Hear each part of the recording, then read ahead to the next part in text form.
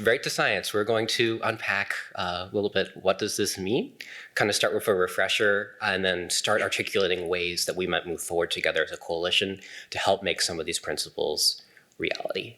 So I'm very pleased to be joined by a wonderful panel today. Dr. T. Guidotti is going to go first. He'll be talking a bit about the history of the right to science, sort of the legal framework for it, and some of the pluses and minuses of that, and also his work on the right to science within the chemical sector.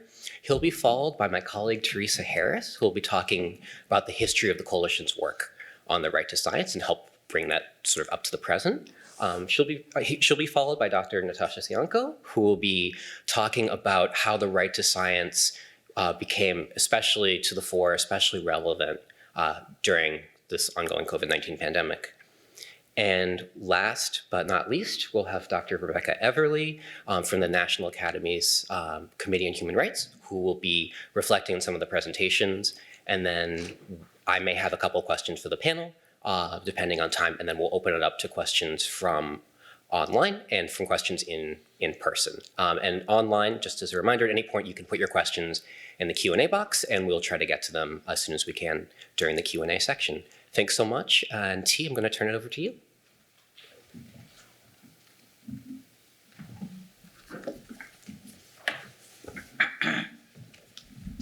Well, thank you very much.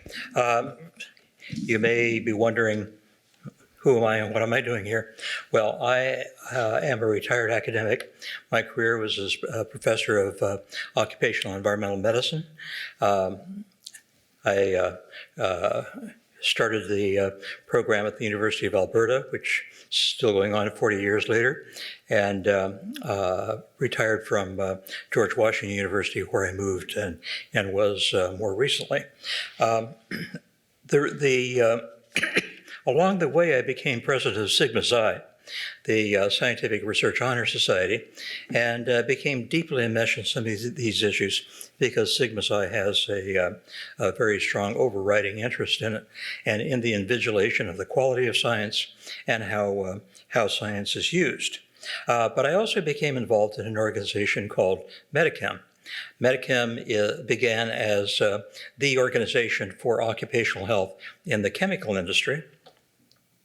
And it then underwent, over its 70-some-odd-year history, a transformation, and more recently has been developing as the organization for sustainability in the chemical sector, not just the industry, but also development, community, and workers who are involved in the industry. So I come informed by that experience. I'm not going to talk as much as I could about the Medichem experience because it's only just beginning. With the pandemic and everything, Medichem has developed its agenda to advance these goals, but it's not fully functional there. We're still, in a sense, rebuilding the organization, although we did have two very successful meetings in Germany, which is actually the center of gravity of the membership of Medichem. So that's basically why I am here. What I am here for is schematically illustrated on the first slide, which does homage to Jessica Wyndham, who led the Right to Science part of the human rights section here at AAAS. And I learned a great deal from her, learned a great deal from listening to her about the right to science, and much of this will be reflected in my talk. Now, what exactly is the right to science? Well, the right to science is a recognition of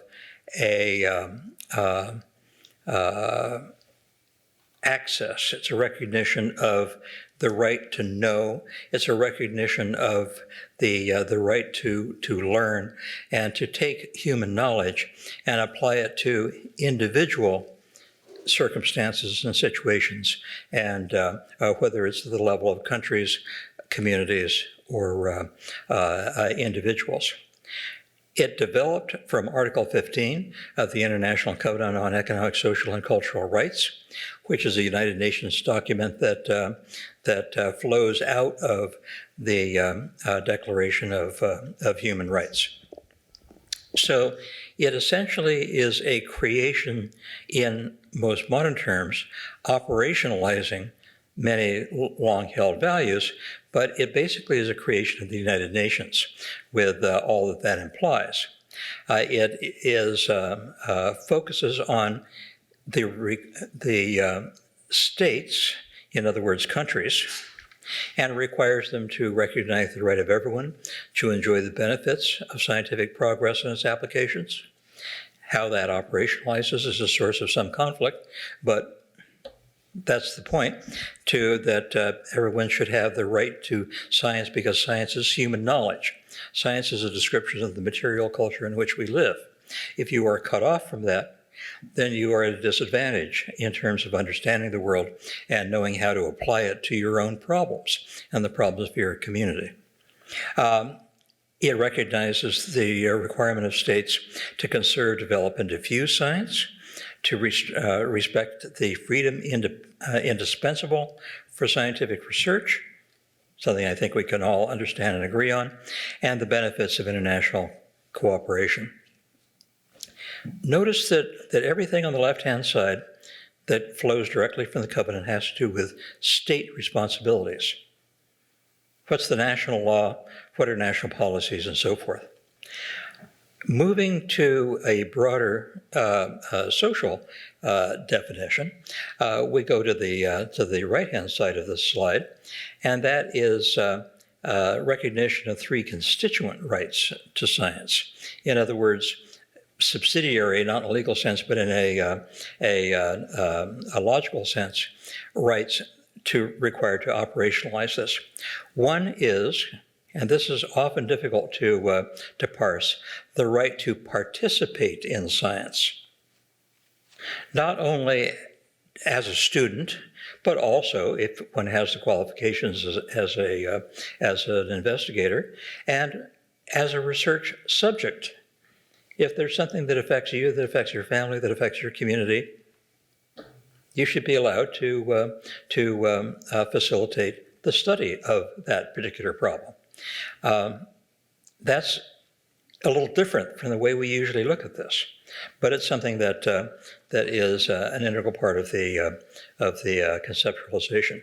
The right to benefit, fairly clear. The right to benefit from one's own contribution or invention, which is a statement of intellectual property rights and a statement of commercialization as well. Now, this has been misunderstood, I think, as being a series of absolute rights. Well, nowhere is it said that these three constituent rights to science are hard and fast and immutable or have concrete barriers. Constituent rights are not about predictability, balance, and harmony, so that everybody is aligned and everything is in good fashion. Basically, these constituent rights are intended to balance conflicting positions. So, as in so many issues of ethics, it's basically about how do you decide in the individual case. These are the considerations: what comes first, what are the priorities, and what is the primary concern with regard to protecting human rights and human values. So I think that's important to keep in mind. Now, it's been elaborated upon by many scholars, including the legal scholar who's named below, as scientific freedom, the right to be protected from potential harmful effects, the right to access, including participation, and international cooperation.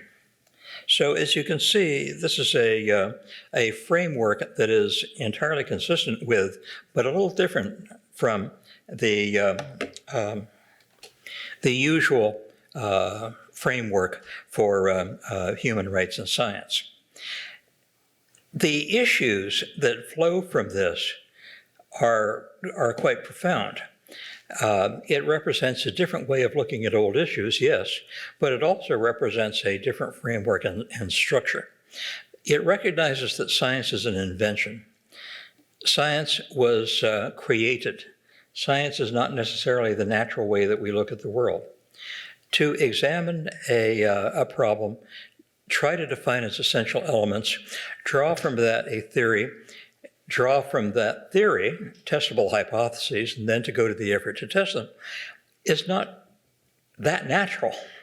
It's something that requires effort, and requires resources, and requires a considerable expertise. Where, going back to Aristotelian days, the normal way of approaching a problem is to theorize and apply the theory, not necessarily to check its empirical validity.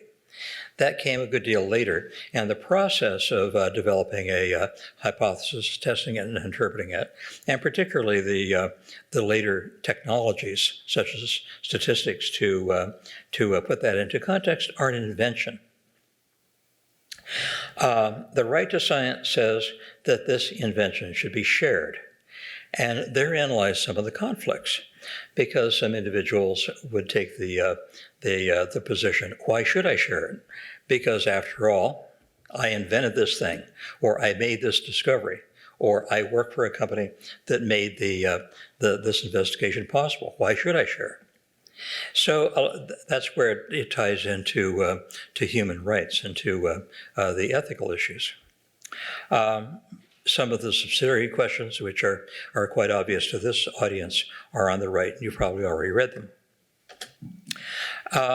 So the right to science is more than access to knowledge. It's a right to the fruits of science and the application of science to individual and community needs. That includes economic development and trade. Because after all, as we saw in the case of the drugs for HIV/AIDS that were priced out of the market for developing countries, and later the accommodations that were made to bring them off patent, or to arrange licenses that allow them to be more commonly available and licensed to generic producers. Control over the product is not necessarily a bad thing when there are commercial venues, or when there are means through not-for-profit organizations or subsidies or that sort of thing of disseminating high-quality products. I shudder to think what would have happened, for example, in the case of the HIV/AIDS medications, if individuals or communities were allowed to make their own. The licensing system, the patent system, and so forth may have been a hard one fought to get there, but it was also protective in terms of the health and the risk of the people who ultimately received those medications. If you're not there, if you're not a player, you cannot access science to solve your community problems. So a large part of the right to science is the right to learn about science.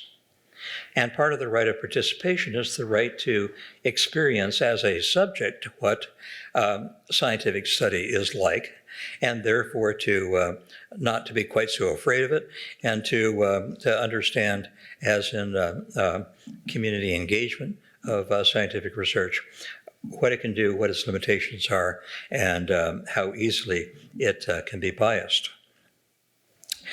Remember that the right for science began with a focus on states, in other words, countries. So the country's own social and legal system is the start. The right to science is intended to be an overall framework that influences state legal systems. The state prioritizes problems. The community hopefully has influence on the state in a democracy, but sometimes that's an ideal not easily reached. Information freely shared among scientists is much more likely to be used, and also disinformation is much more likely to be corrected if you have free flow of information. So it's the free flow of information becomes critically important in that area. How it is shared becomes a major issue, because it has to be shared in a form that people can use. the customary ways that we share scientific information is not user-friendly, and tearing apart a study to get to the nugget that actually makes that can be applied in the real world is much harder than perhaps it should be. Now, I've been talking about the state a lot. I've been talking about a covenant. I've been talking about the Universal Declaration of Human Rights. Are you getting a picture here that this is all about law? That this is all about regulation? That this is all about guidelines?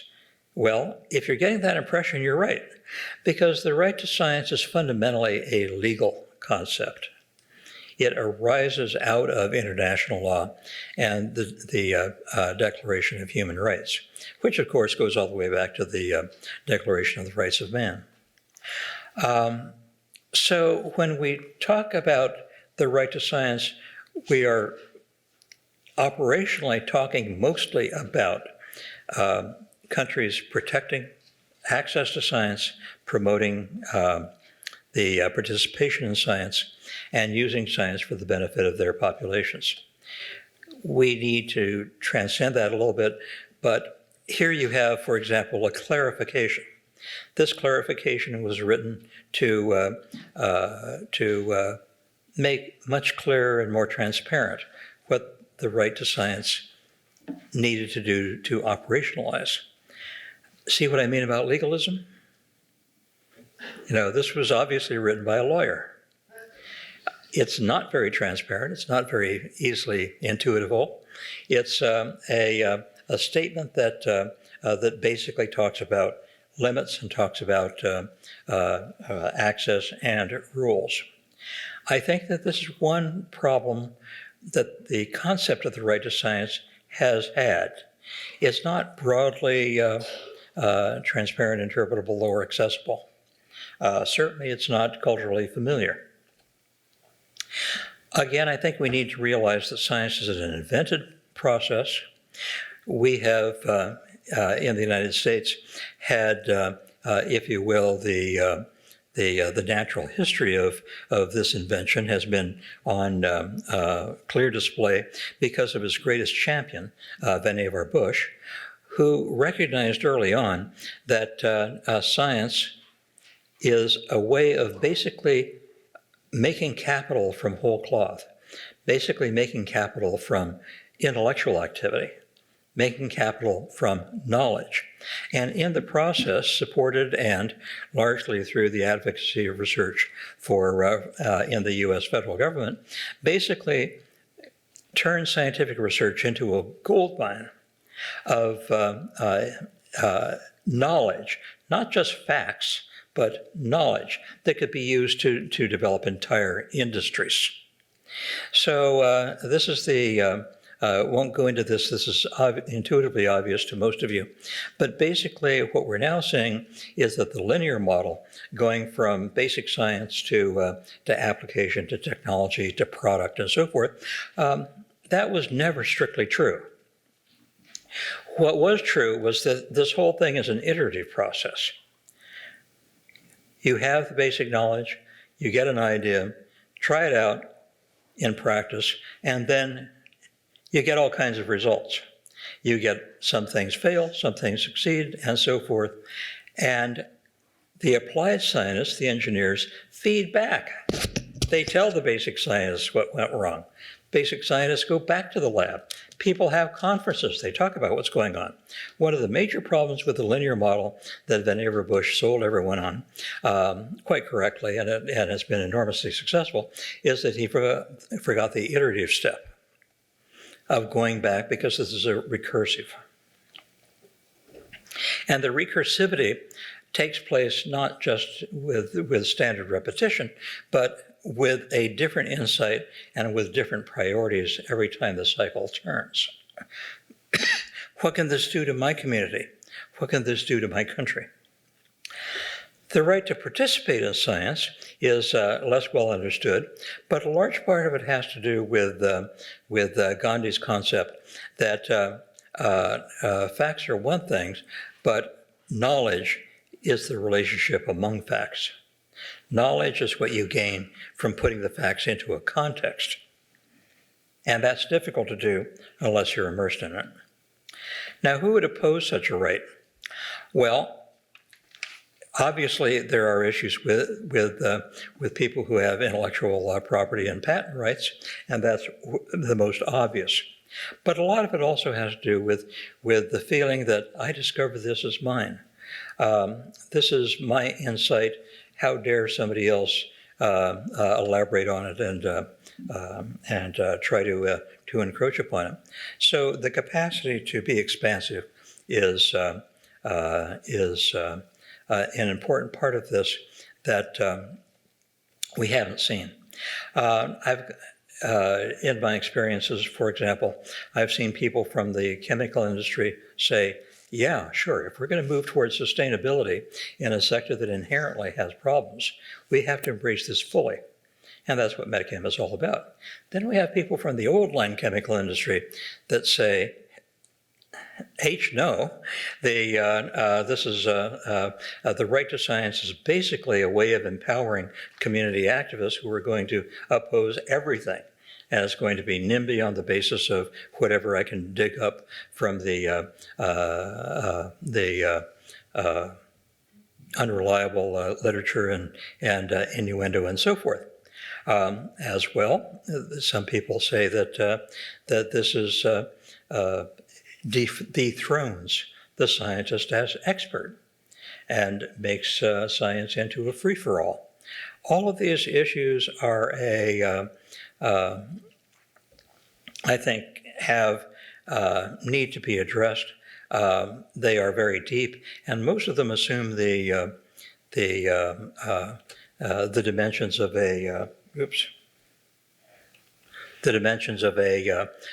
knee-jerk reflex. Well, I might as well go for it. But this is actually not so new. One of my intellectual heroes is Paolo Sarpi, who is a 16th century Venetian polymath who was both a scientist, a physician, a theologian, and in the manner of the time.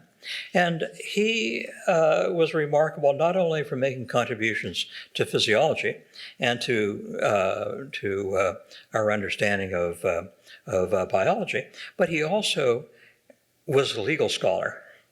And he applied the same rigor and the same means of thought to that world and to historical analysis. As a matter of fact, they tried to kill him because he proved through a textual analysis that the Papal States were wrong in a territorial dispute with Venice, so they sent assassins to take him out. Well, this kind of rigor, this kind of testing, this sort of application of the means of science is not new, and resistance is hardly a new phenomenon. One final pillar of thought that I'll shine a spotlight on before closing is that there is a philosopher of science by the name of Jerome Rabbits. He's still alive at the University of Leeds. He's been working for about 70 years on some of these issues. And one of them that has concerned him earlier in his career was what he called critical science. And to him, critical science was taking the methods of basic science, but the methods of science in general, and using it to evaluate and to correct harms that have been done by in what he was interested in science and technology. And the case in point, of course, is environmental sciences and the rise of recognition of environmental harms and where we are right now in issues such as climate change.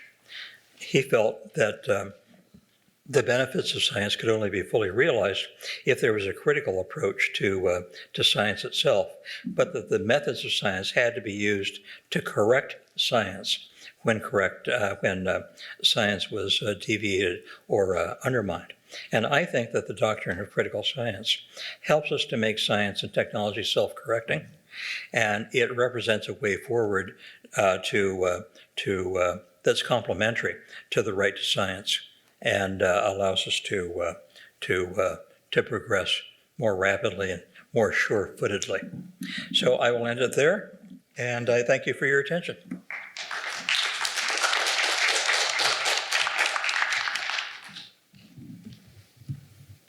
Thank you. There we go. I don't have any slides, so I'm going to stay here. So thank you for that really fantastic overview of the framework for the right to science and where we are now with it. I am going to talk a little bit about the role of the coalition and AAAS as the secretariat for the coalition in those definitions and where we are now. So the Science and Human Rights Coalition, as a network of scientific societies, associations, was in part created as a constituency for the right to science. And an initial project was simply to define it. We know what it says in the convention, and again, this was starting in 2009. We know what the conventions say, we know what international law says, but much like US constitutional law, for example, where, yes, we have free speech, what does that really mean? In practice, there are, yes, we have that right, but we only have the right if there's a remedy. What is the remedy for violations of the right to science? What are the tensions? Where are the limits of that? Where is it absolute? Where is it, does it need to be limited by scientific responsibility, for example, the rights of communities?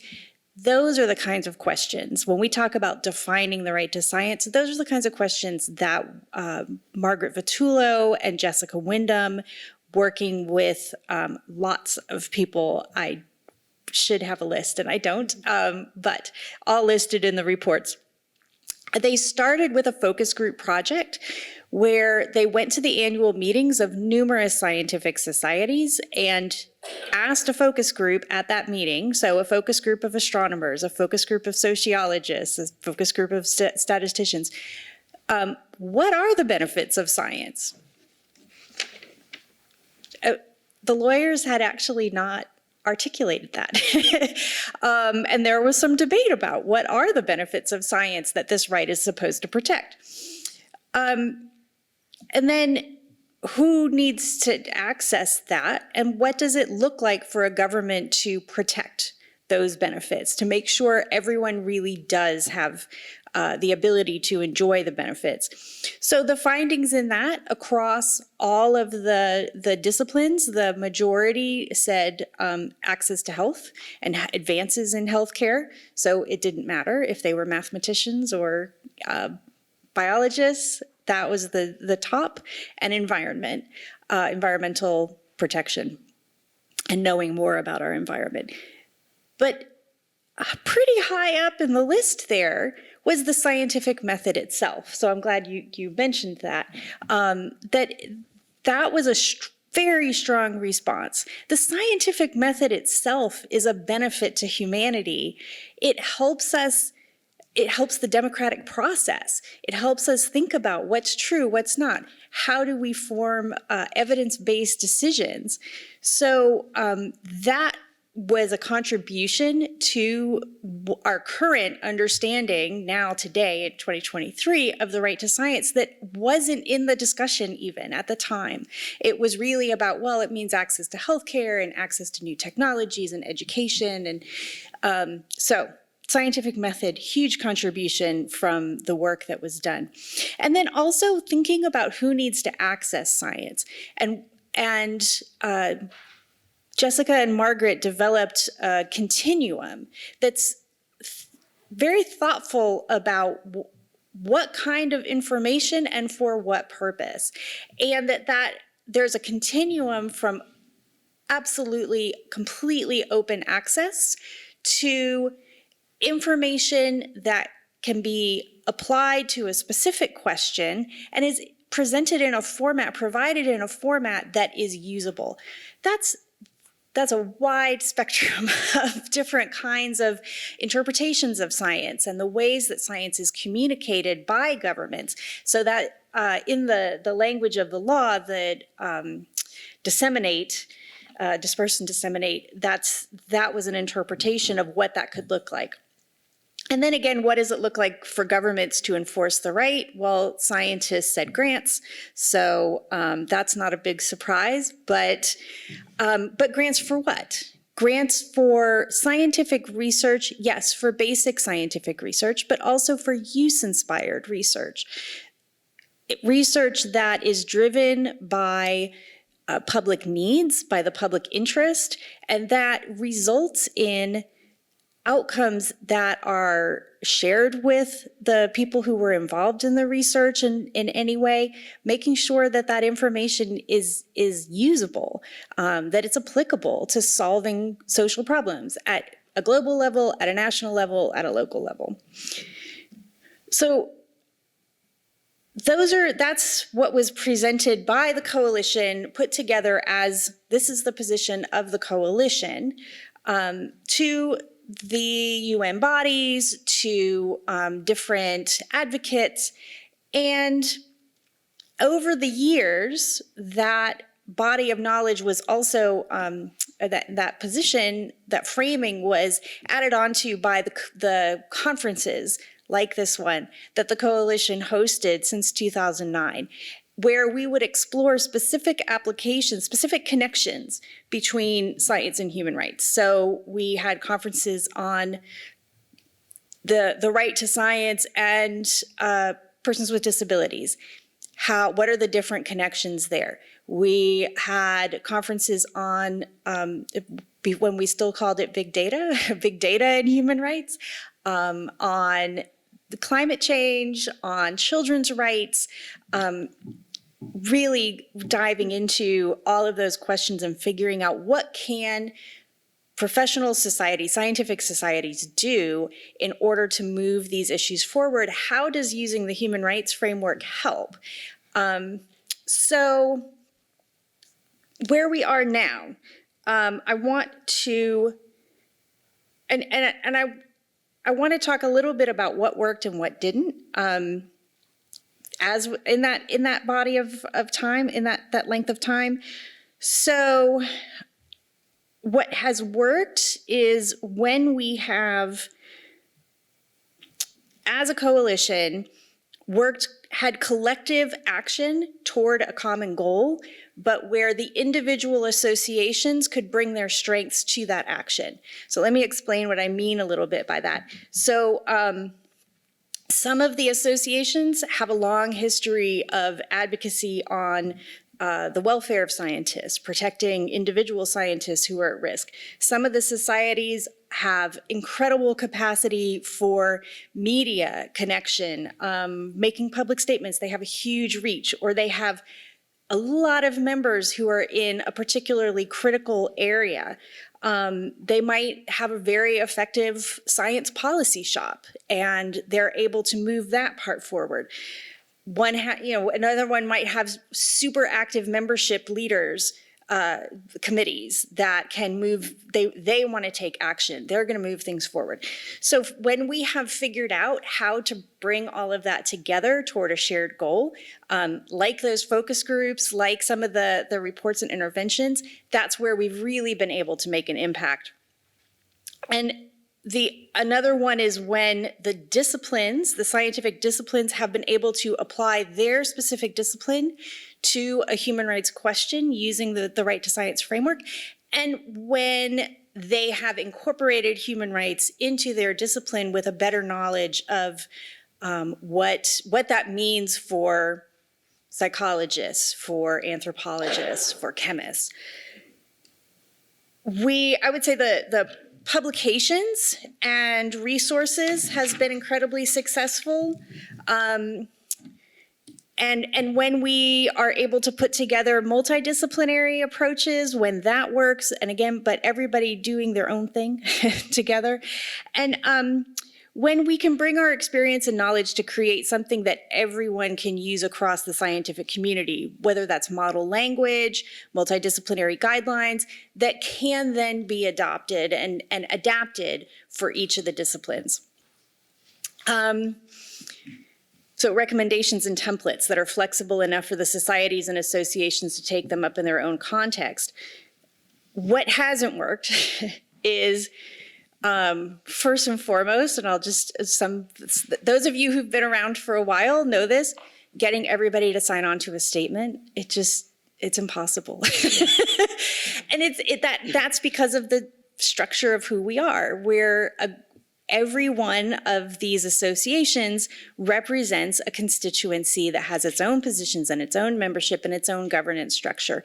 And getting everybody to react quickly to answer a question or put out a statement in the same way that doesn't end up being just meaninglessly broad is incredibly difficult. We've been able to get around that by a small group putting out a statement or one organization putting out a statement, and then we circulate it, and others, again, can adapt it, move it,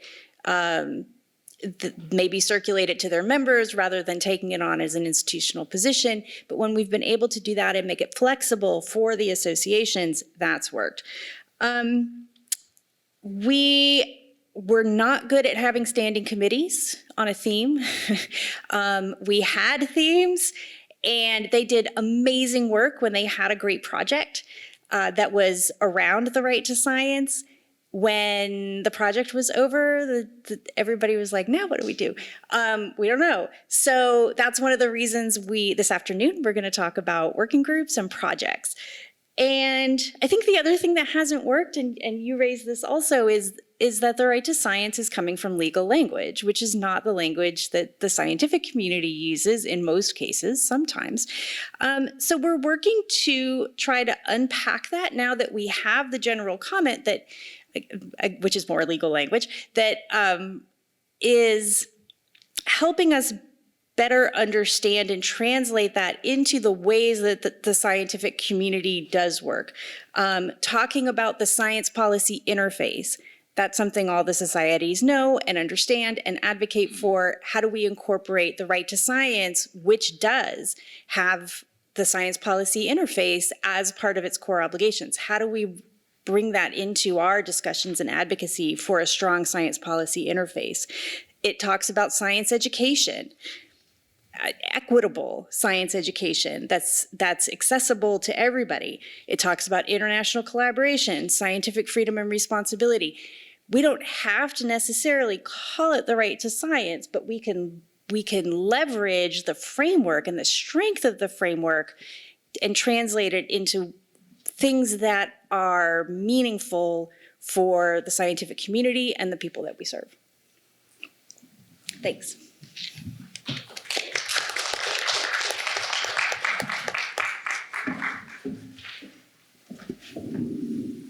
Thank you very much. I don't have any slides either, but I thought I'd stand for a change. My name is Natalia Sianko. I am a associate professor at Clemson University, and I go back been affiliated with the work of the coalition for quite a few years. In fact, I think my very first time was when I was a student myself, sitting over there in the back. So this is very nice to be on the other side. But I am very grateful and very excited to be here today. My role, I think, is pretty easy now that the homework has been done, the foundation has been, this stage has been set. And so I just, I think I know we're coming up on time. I've reorganized my remarks a little bit to fit with the theme and the topic. And I wanted to just share a few perhaps reflections and thought on my own involvement with and around this very peculiar right. So I'll start by sharing just a couple of things from working with students. And this has always been something that I've been very interested in promoting and engaging our youngest scientists.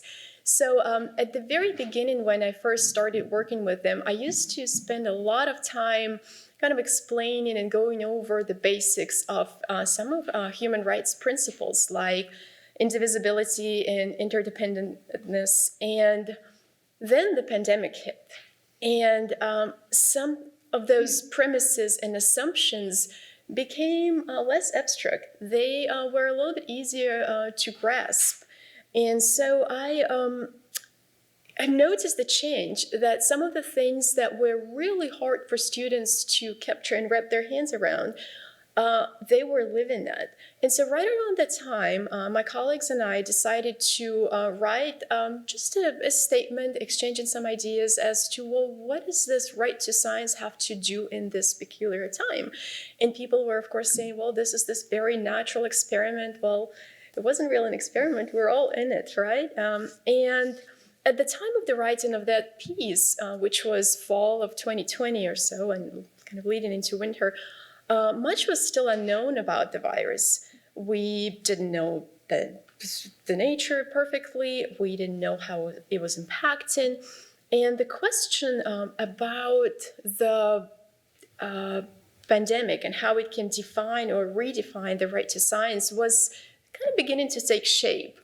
We had people in various sectors of the society, researchers, policymakers, advocates, and well, people, individuals in different parts of the world who were all asking those same questions. Well, now what? What's next? And so it was very timely that the general comment came out and attempted to answer some of these questions. And so specifically, the general comment elaborated on some of the seemingly familiar principles. Right? We have availability, accessibility, acceptability, quality, and the protection of freedom of scientific research. And so none of it was necessarily new.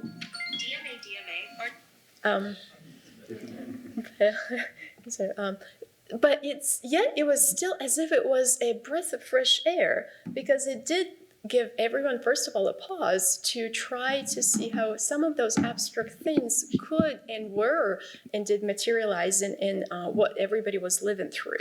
So I just wanted to circle back to the idea of the general comment and how at first there was a sense of relief. Well, now we have what we need, right? Now we know what that means, this very authoritative statement.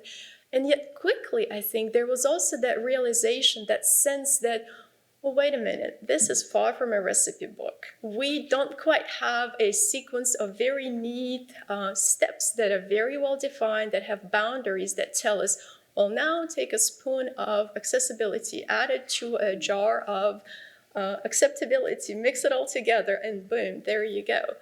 And so that is something that, again, the answer was there for sure. The answer was to that question of what it is. What are some of the aspects, components? However, what remained to be answered and is yet to be addressed is, well, how, right? How do we use some of those ingredients? And when, in what sequence? And so it's very interesting to just note how the right to science has evolved. I think we have certainly lots of things to celebrate. There are a lot of gaps that still remain. And in particular, we have now, we're seeing the gaps in our capacity to still address some of the consequences of the pandemic. In talking about some of those, again, familiar principles, right, that follow the realization of this right to science.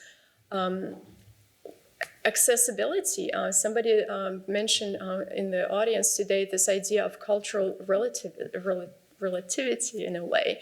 So I often tell to my students that, yes, some of those principles do apply across the board, and the universality is indeed that quality.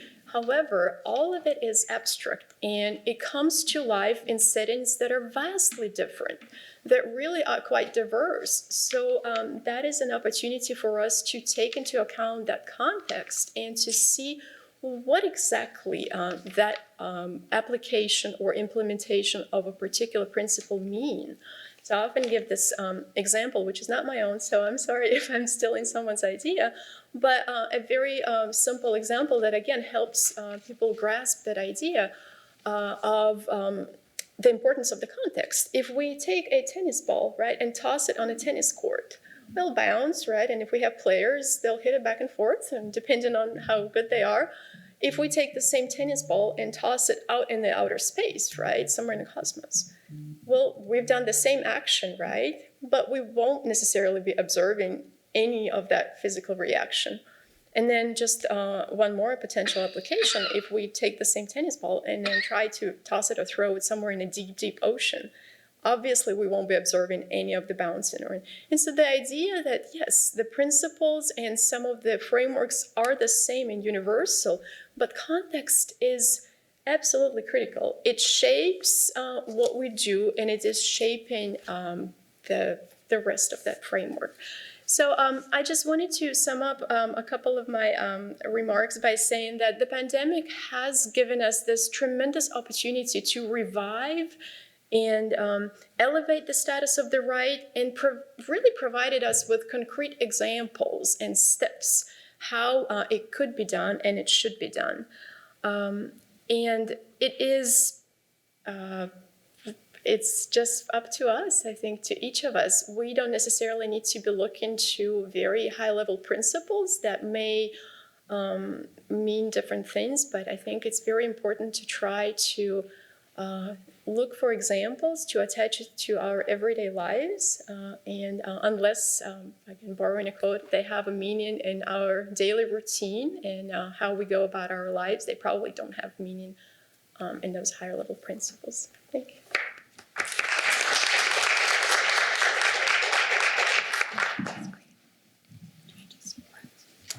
It should be on.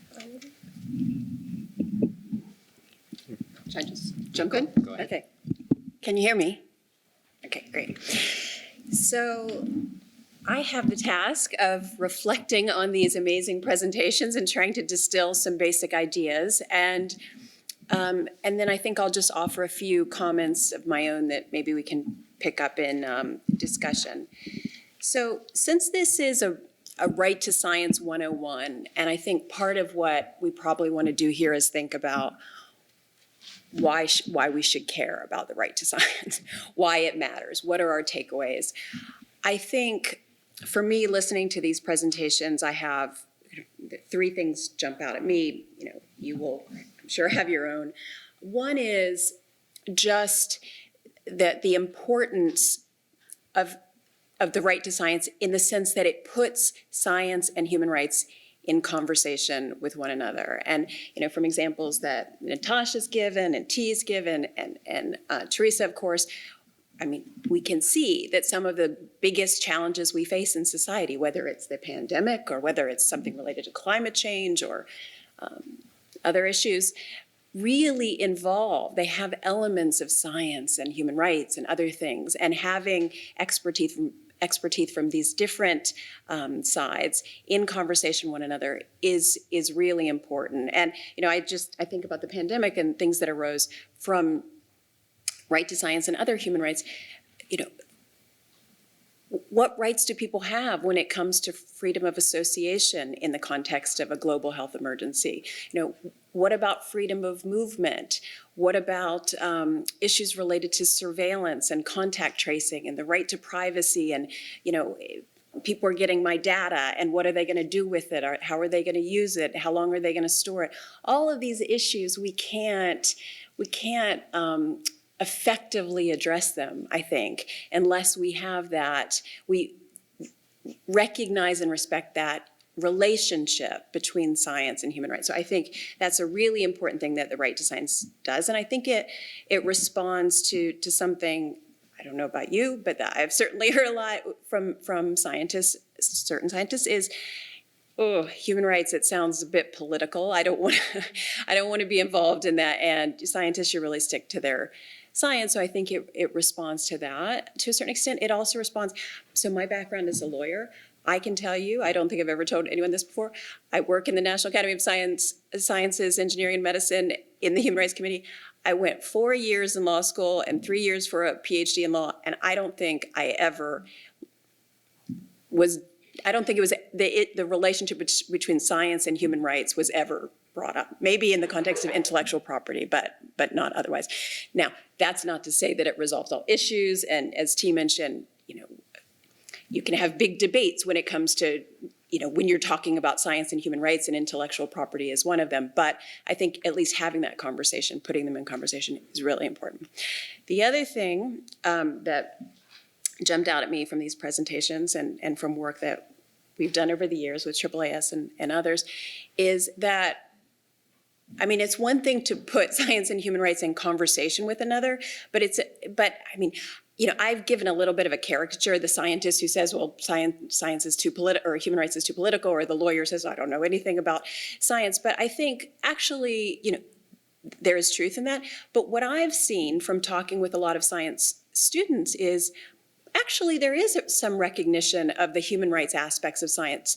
My own children, for instance, I have one in middle school and he talks about bias in AI. So, I am seeing this recognition, but I think one of the things that the right to science and the general comment and the work that's been done by these scholars has done is to put some meat on the bones, to give us something more to say than, oh yeah, we see that science has something to do with human rights. It allows us to dig deeply into that conversation. Now, of course, as Natasha says, the general comment on the right to science doesn't provide a recipe book that explains for us what to do in every situation, but it gives us a place to start. So I think that is really important. And third, I would say that I think an interesting thing about the right to science, one really interesting thing about it is that it looks not only at what governments shouldn't do. They shouldn't attack scientists. They shouldn't knowingly spread disinformation about scientific issues. But also, it's looking at what society could be and governments can do in terms of education and an educated populace and protecting against the harms of science. And so that, I think, I can tell you in our international work, that's really important to have that holistic, capacious view of science and human rights. So, those are some takeaways that I had. I would be really interested to hear what your takeaways are. From my own perspective, so I'm within the Committee on Human Rights, as I think I mentioned, within the National Academies of Sciences, Engineering, and Medicine. And one thing we've really found useful about the right to science is that it provides a tool for, a big part of our work is advocacy for professional colleagues who come under threat. So it's a tool to be able to say, no, you're abusing rights, these various rights, including the right to science, if you're attacking someone because of their research or their professional activities. So we found that very useful. We do some awareness raising as well on science and human rights, including the right to science. And I'm just going to be a little bit provocative and say, I would be curious what your experience is, because I think this work is really important, and I've seen it, have an impact. That right to awareness, or raising awareness, not just my organization, but many organizations. But it's slow, to be honest, and it makes me, and at a time where international law, international human rights seem to be under attack and fragile in some ways. It makes me wonder whether we need to be thinking about what more can we do? And one issue relates to communication about science, and I am no expert in this area, but I do wonder, for those of you who are, whether the right to science, whether there are elements of that could be incorporated into science communication, not in a very legalistic way, as we've said, but in a way that would help increase trust in science and break down barriers. And that's another one. A second thing that I want to mention is that, there's been this discussion. Of course, there's a book that's recently come out by Peter Hotez about, attacks on scientists, attacks on science, attacks on scientists. What do we need to be doing when we're looking at, death threats and harassment and stalking and all kinds of things associated with a lack of trust in scientists and lack of trust within society in different ways. So are our structures fit for purpose? That's another question that I have, and I think that would be interesting to think about, and I'd love to hear your thoughts. And then again, I think just to repeat a point that I mentioned earlier, it's just this idea about international human rights principles and standards coming under attack in various ways. And I think if we don't want that to happen, if we want the right to science to be made a reality and other human rights to be made a reality, then people need to see the value of those, not just cherry-picked, specific rights that we care about, but all, this idea of universality and indivisibility. And we need to make that a reality, because if we don't show people that these rights are more than paper, then they are not going to be around for long. So anyway, maybe that's a little bit alarmist, but those. Thank you.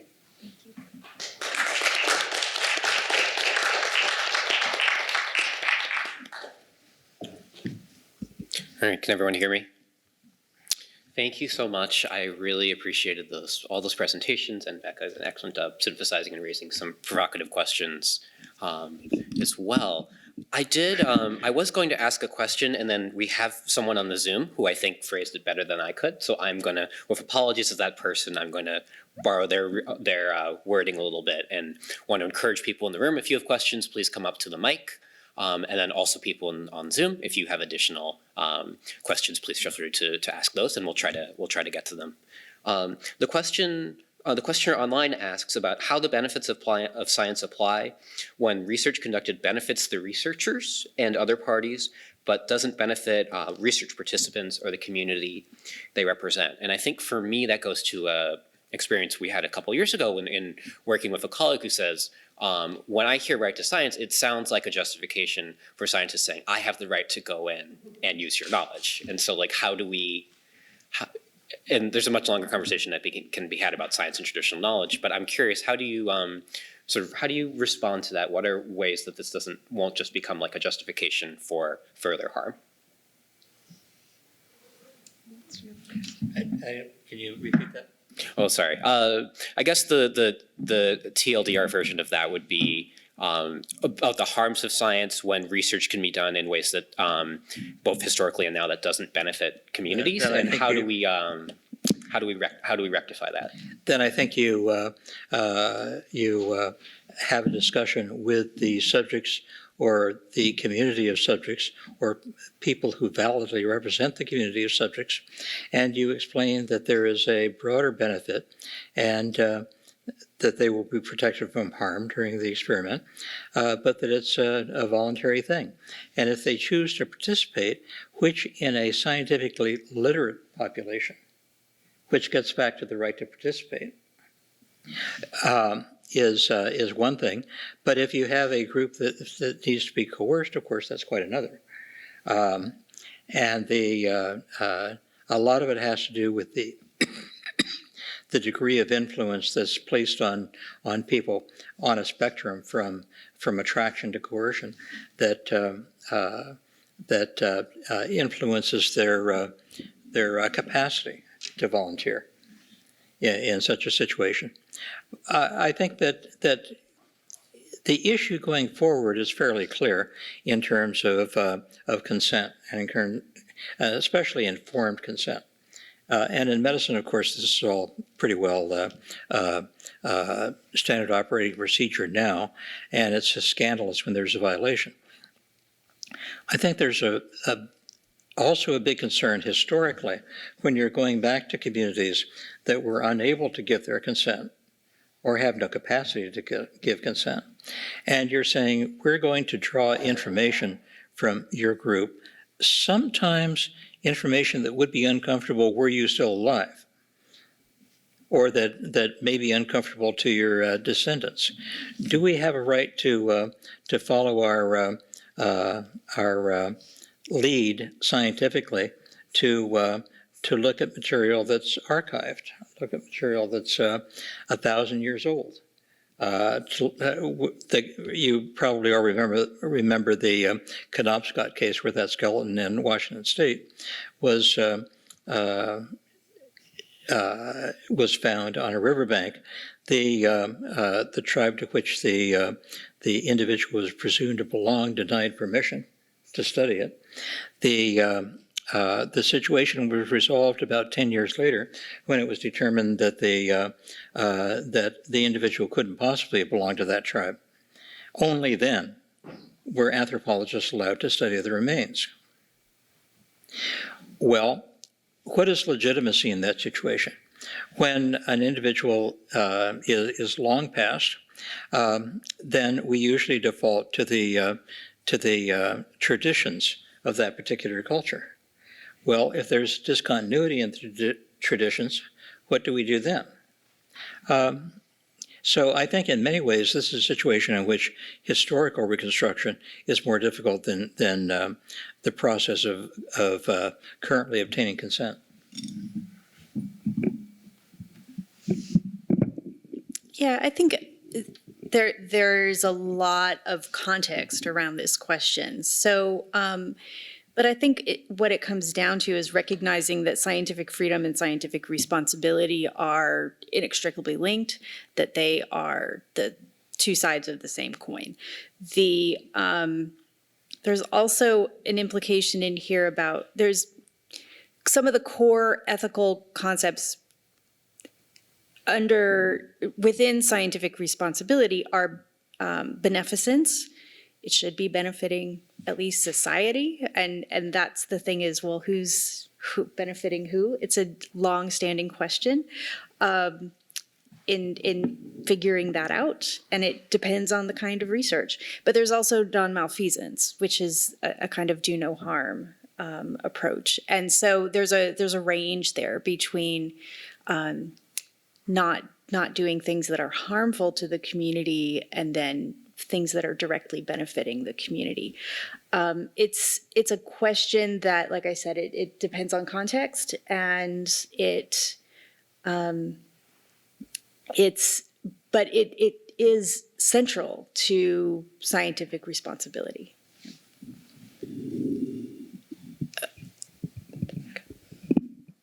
Can you hear me? Okay.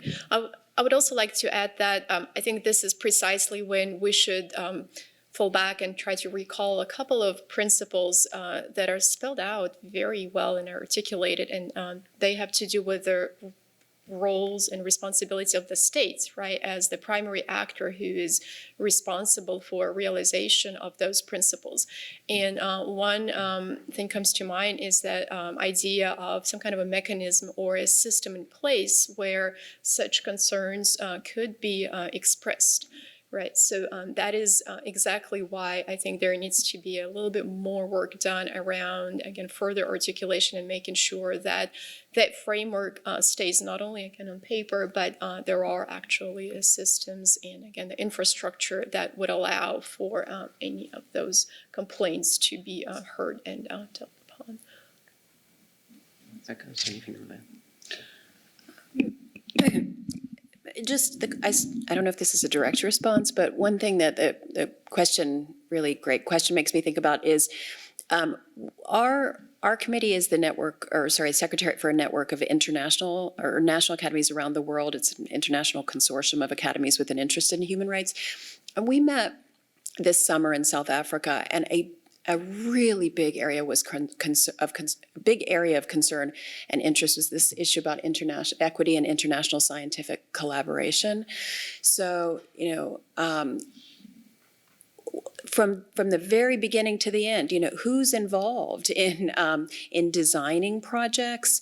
There are questions about authorship and access to information and after the project is over, what happens? Matters of basic dignity and respect when you engage in collaborations of this sort. So I would say, this is really an area of interest for me, maybe others. Is just how you think about. International cooperation. We've heard discussed a fair bit in connection with the right to science, but what. When you get into the nitty-gritty of that international scientific collaboration and cooperation, what does that mean? Who benefits and who doesn't? Who's respected and who's not? Thank you. We have 2 questions in the room. Mindy, I'll start with you, and then Bill, you can go next. Okay, thank you. It's great to see people, not only through Zoom, but live. I am interested in the access to what's going on in the scientific world, and here we have a resource that's called C-SPAN. And they then broadcast hearings, and recently the Senate has been quite interested in AI. And the point I want to raise here is enabling people to understand what is going on in scientific research that's supported by government, in many cases the federal government, but also state and even sometimes local.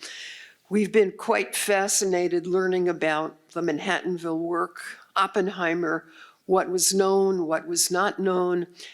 And we learn wonderful things about our international telescopes, and people are overjoyed. But how do we find out what we're not being shared with? How can we encourage our Congress people to really dig deeply into what is often just said in passing and not in any detail? So again, encouraging people to listen to C-SPAN when they do broadcast hearings, to get after Congress to really probe, and to enable us to find out what our tax dollars are really supporting and what they are doing that we don't know and would like to know if we could find out. Thanks, Mindy. Bill? Yes, my question is, how is tenure compatible with the right to science? Since it often actually disincentivizes work like this, it disincentivizes translation to application, it disincentivizes promoting access and going out and doing these outreach activities. So how is that system actually promoting the right to science? And is there something we can change in the academic structure to actually promote this? Thanks to you both. So maybe we can try to take those two questions together, because I think they're both about changes in structures. And I think Mindy's question really gets to the ideas of public engagement and transparency. And Bill's is really about how the tenure system actually disincentivizes people from doing this kind of work.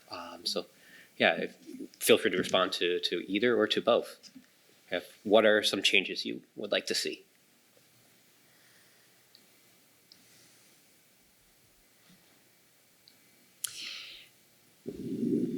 I'm going to try to answer both with one underwhelmingly simple answer, really inappropriately simple.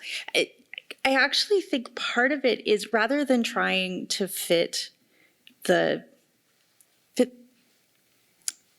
change the institutions necessarily, that there are things that need to be changed. But I think in both cases, having other kinds of career pathways for scientists, where academia is not just seen as the only, like, that's what a real scientist does. And other scientists take these alternative pathways. They're not alternatives.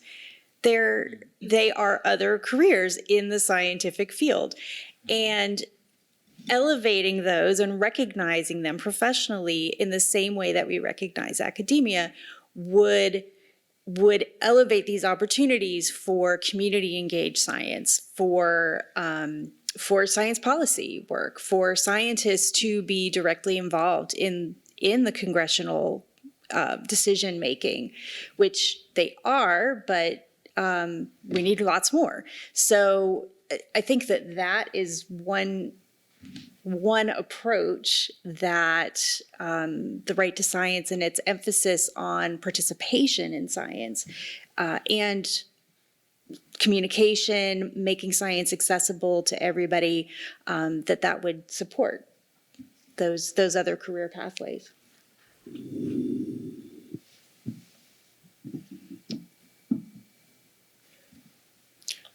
I'll try to tackle the second maybe question a little bit. I think, well, of course, the quick question will be, it depends, right? The different institutions, they have different traditions, but overall they do converge in this one: raise publication grants, some of those things. And of course, there are significant obstacles to stay on track and then fulfill very clearly defined criteria when it comes to getting tenure, promotion, et cetera.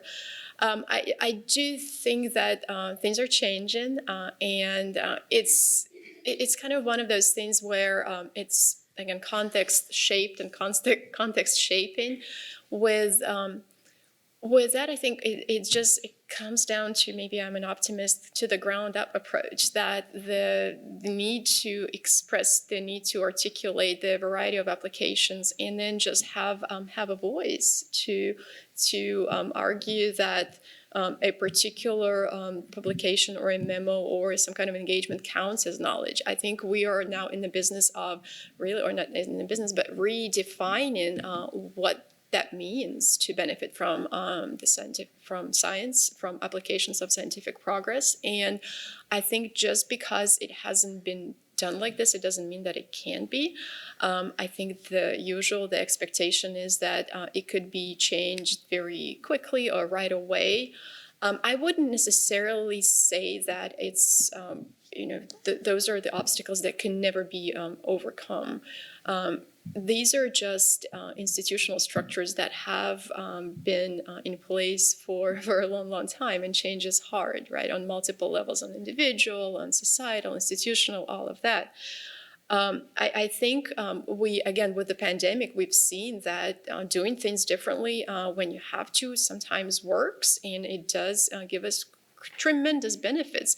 So just maybe instead of going back and focusing on obstacles and challenges, really trying to, again, put in an effort into finding that common ground, because we in looking for what are some of those low-hanging fruits, for example. So for the scientists who are interested in perhaps securing a certain position, and then pairing it up with the interests of the institution, because I think there is a lot more convergence that we realize. And then once you're able to identify those commonalities, again, work around and then redefine to try to put perhaps a slightly new spin on the meaning, right? So it's not necessarily doing things differently, but perhaps there is a still way to accomplish and achieve all of those goals that, again, the institution has in mind, because of course they're held accountable for a lot of things the same way as scientists. So again, it's not an easy thing. There are, of course, wonderful examples from various journals, again, magazines that will issue special issues where oftentimes it comes down to the very details, like peculiar things.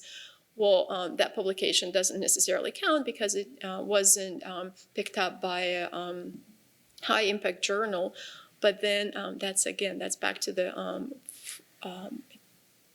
it's on the scientific community to make those decisions. And I would say, especially in the United States, there is a lot to be said about the structure and the power that those units have in terms of managing and promoting the checks and balances. And we are running out of time here, and I do not want to be the person to keep people from lunch, but I think we have time for 2 quick questions. I think we'll start at this mic over here and then go to that mic there. Hi, my name is Sarah Agnews, and I'm from the American Chemical Society. And I was wondering if you guys could speak to how to get the general public more involved in science, because as you can imagine, there's a lot of barriers, not only scientific literacy and like the vocabulary as we dive deeper into more specific fields, but also things like paywalls on journals and whatnot. So even if you have the vocabulary, accessing that science is hard.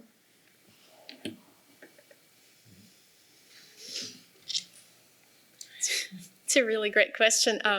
I think we, even this morning and then last week, we've heard and seen lots of examples. I think community engaged projects and work is one wonderful sort of placeholder that could be, or a principle that could be applied to a variety of different projects. I think when it comes to paywalls, one thing that I've noticed, at least in my university, is that open science and open sources is becoming a more of an accepted. It used to be where I was told, oh, don't pay for anything. Now we actually have incentives in our institution to offset some of the costs, because that would increase visibility. And then, yes, the usual. I wish we'd have, maybe it's, again, it's a bit too naive to think, but just an articulation of those broader applications, because very often the goals and aims would sound very nice and persuasive, but then when you try to break it down in terms of, well, how it actually trickles down to someone not necessarily at the bottom, but just from the ground up, those are generic. And so I think just asking for the same level of specificity, right? If you're trying to address a very specific scientific question, then why not put the same amount of energy and then just creativity into trying to think creatively about applications? So not that it's going to improve everyone's lives, of course, but at least I think that could open up some opportunities. I might just say quickly that more and more I'm seeing, well, at the Academy, the National Academies, for instance, projects that have a community engagement component. And I'm not talking about human rights projects specifically. It might be, projects that deal with a particular scientific issue or an issue related to health, but built into, maybe there's a consensus study, an awareness raising campaign, but then also different forms of community engagement. And I don't have an answer to the question, but I wonder whether weaving into community engagement projects on other topics, some of these basic concepts related to the right to science and its elements might be useful to consider. So. And we have time for one more question. My name is John Gordon-Neer. I've had an early career, full career. I'm a retired naval intelligence officer.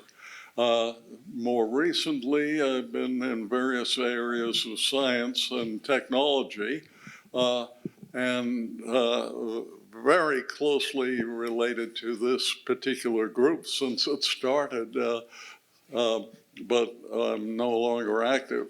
What was fascinating to me is, number one, the second bullet on the rabbit slide up there seems to be sort of an afterthought. It's something not primarily talked about, but it is the biggest news on the television last night, this past week, especially last night on 60 Minutes. I don't know how many people happened to see that, but the top 5 intelligence officers from the major allied English-speaking countries, US, Britain, Canada, Australia, and New Zealand, were all on there talking very strenuously about science ethics. And the problem that they were talking about is that some bad actors, less importantly Putin, but more importantly the Chinese government, are acting furiously to gain control first of their own populations, and with the ultimate goal of expanding more globally, by using technology. And President Biden has announced in the past couple of weeks he really wants the U.S. to take a program of trying to keep ahead of information technology in the United States and friendly countries, democratic countries, and deny that to China. Just yesterday, I was at a family reunion. A young man from another generation was telling me that he works for Facebook now. And what he's developing that he's very excited about and likes is the ability to project faces with extreme accuracy and very easily. So he thinks in terms of friends on Facebook can talk to each other face to face more easily through the new technology, and even people who aren't necessarily in sharing, deliberately sharing, can do that. And he was saying, you know, the Chinese are way ahead of us on this, as if that were a good thing.